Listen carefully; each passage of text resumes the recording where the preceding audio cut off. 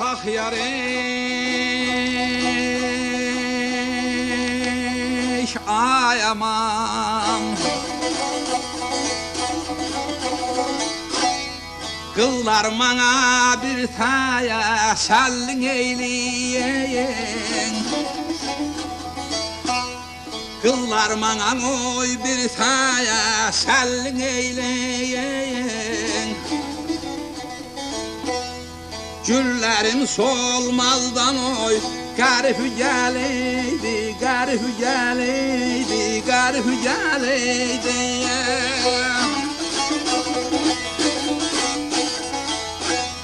Şirin canma yara kurban eyleyin Peymanam dolmazdan oy Garip geleydi, garip geleydi, garip geleydi Koy kadan alayım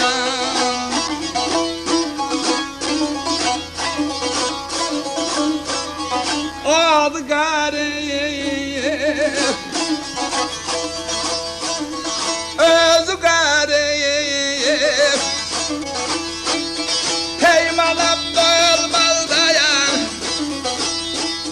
Garip geleydi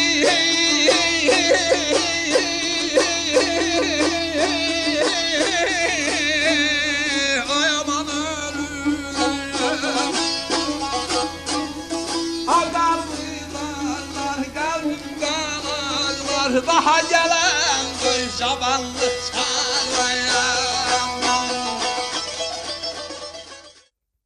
Salamlar, saygılar əziz dostlar. Bu cələsən bayramı havasının namuzuşuna başlayıram. Bu havada kökümüz sol köküdür. Tiyunerdə alt simlərimizin kökü.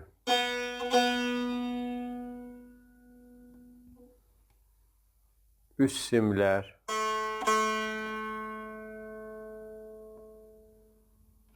Orta simlər.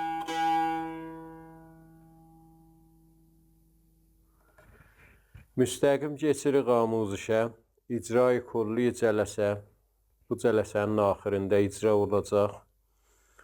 2 mizan-ı əvvəl çalğısını çalım, keçək amuzuşa.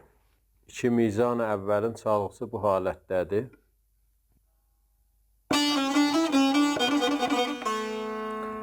Çalğısı bu halətdədir.